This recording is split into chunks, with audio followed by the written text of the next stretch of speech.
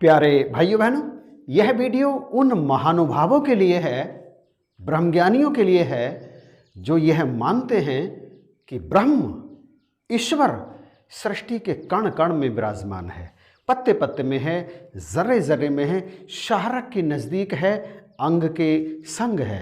यह वीडियो उनके लिए नहीं है जो यह कहते हैं कि ईश्वर इस लोक से दूर, इस धरती से दूर कहीं आसमानों में परे किसी ग्रह पर सिंहासन पर बैठा है, सातवें आसमान पर है। कृपया ऐसा मानने वाले व्यक्ति इस वीडियो को ना देखें, केवल वही देखें जो मानते हैं कि ईश्वर सर्वत्र मौजूद है और किसी को भी जिसके अंदर प्रभु को जानने की जिज्ञासा है उसे नजर आ जाता है यदि साधन मिल जाए। प्यारे भाइयों बहनों, मैं नरेश, मैंने ईश्वर को कण कण में देखा भी है, मैं जानता भी हूँ और मानता भी हूँ कि ईश्वर सर्वत्र समान रूप से व्याप्त है, समाया हुआ है। और ये बात केवल मैं ही नहीं कहता, तमाम निरंकारी जगत ये बात कहता है, क्योंकि उन सब ने देखा है। और इनसे भी ऊपर सृष्टि के आदि पुरुष भगवान शिव ने भी इस बात की गवाही दी है कि हरि तो सर्वत्र समान रूप से व्याप्त है। दरअसल एक बार पृथ्वी जब दुष्टों के अत्याचार से बहुत अधिक प्रताड़ित हो गई, व्याकुल हो गई, व्यथित हो गई, यहाँ पाप का भार बहुत अधिक बढ़ गया, तो इसने गाय का रूप बनाया। गाय का रूप बनाने का अर्थ है सांकेतिक, और ये उस स्थान पर पहुंची जहां दुष्टों के डर से देवी देवता तमाम कंदराओं में, वनों में जाकर छिप गए थे।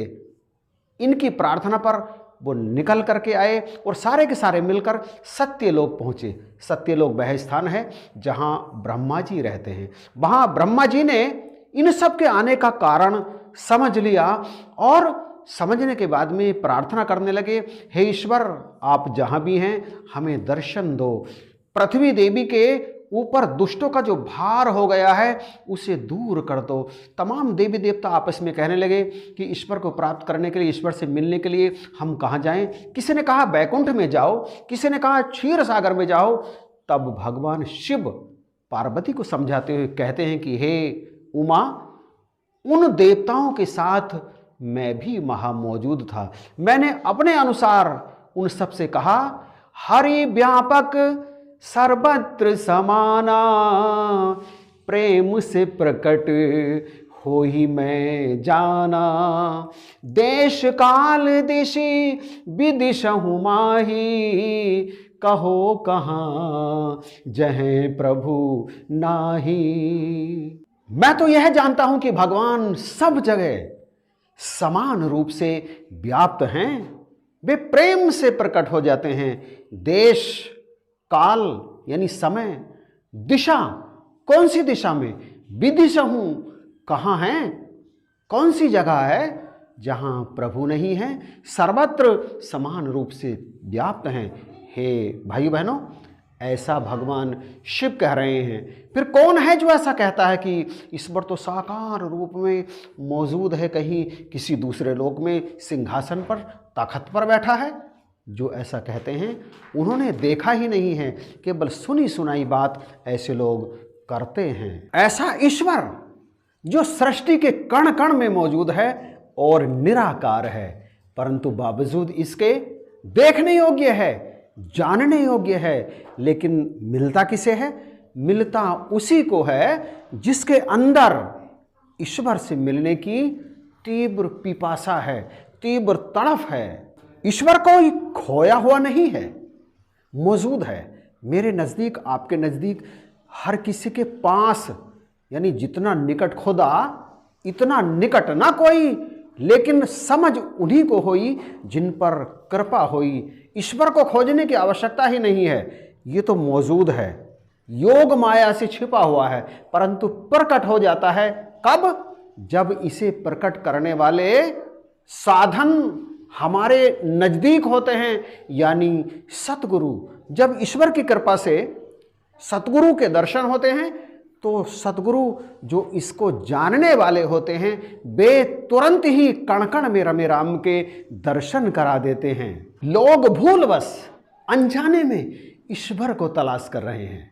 दरअसल तलाश ईश्वर को नहीं करना, तलाश करना है सतगुरु को, उसे जिसे ईश्वर की जानकारी है। मंत्र नहीं, ईश्वर को प्रत्यक्ष जो देखता है। कबीर साहब ऐसे सतगुरु के बारे में कहते हैं, जिन खोजा तिन पाइया गहरे पानी पैठ, मैं बपुरी बूढ़न डरी रही किनारे बैठ। जिसने खोजा ऐसे सतगुरु को, उसने ही ऐसे सतगुरु को प्राप्त कर लिया। और ऐसा सतगुरु जब जीवन में आ जाता है तो परमात्मा के दर्शन करा देता है। श्रीमद् भागवत गीता के माध्यम से भगवान श्री कृष्ण के शब्दों में ये संदेश जाता है, तद्विधि प्राणिपतेन परिप्रश्नेन सेवया उपदेक्ष्यन्ति ते ज्ञानम ज्ञानिनः तत्वदर्शिनः।